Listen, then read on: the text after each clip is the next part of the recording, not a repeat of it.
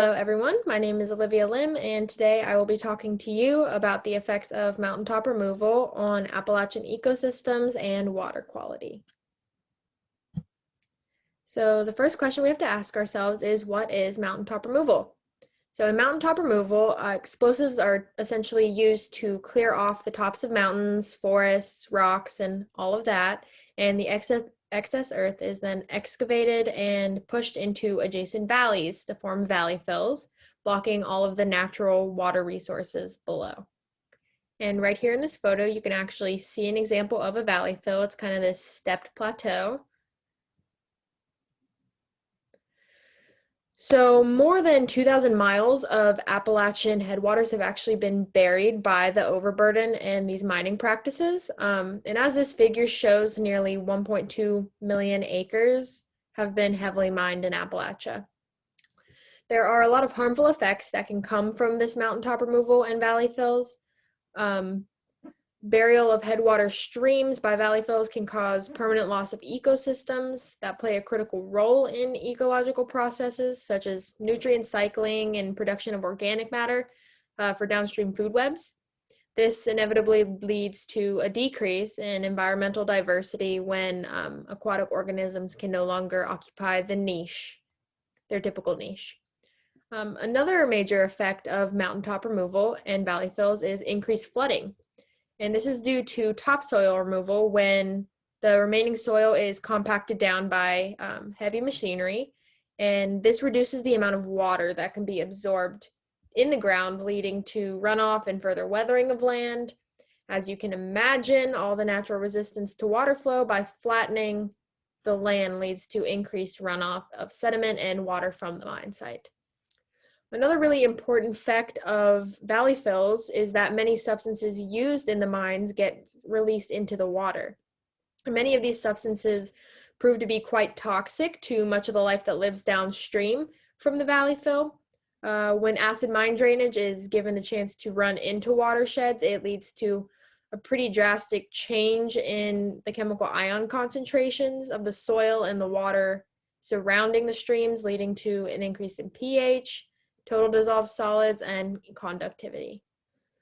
So, as I was just stating, these adverse effects to wildlife typically only occur past special benchmark values set by the EPA.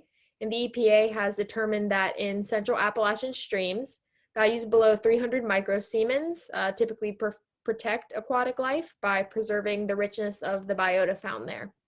Above this value, the diversity of the genera begins to decrease, and above values of 500 microsiemens for conductivity should not be exceeded, because this is the value at which aquatic life begins to completely die off.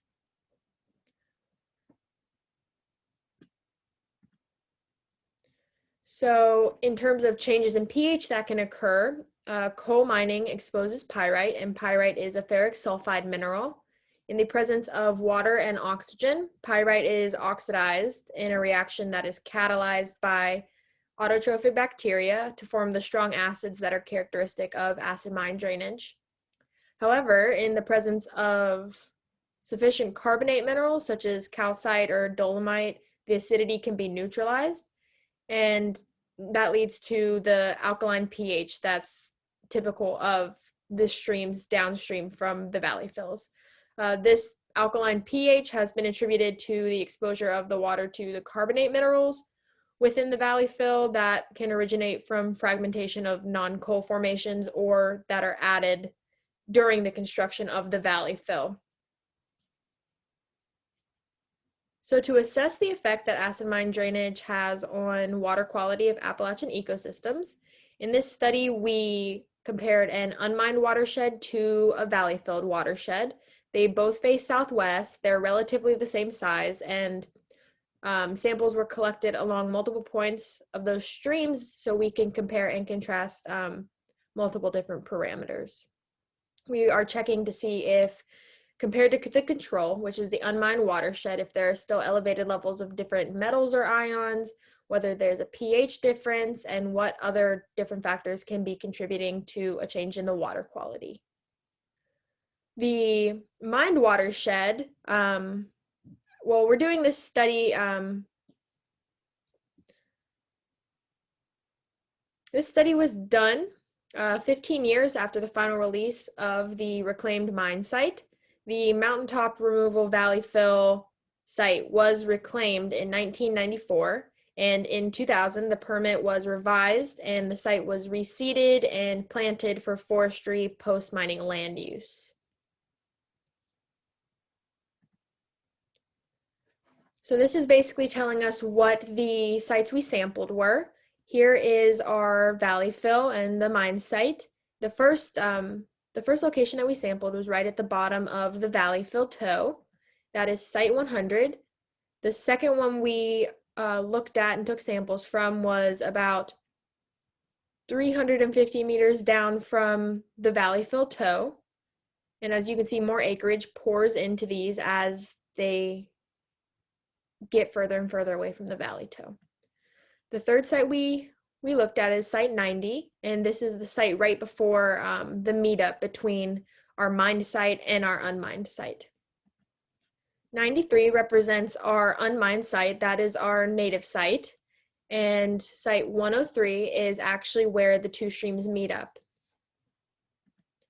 So some of our methods here, we tested the flow rate by using 2-foot H flumes placed in each watershed, and by assessing the pressure of the water going through those flumes, we could find the flow rate.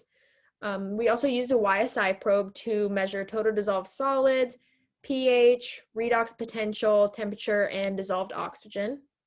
All parameters were measured continuously and in one key location at each watershed.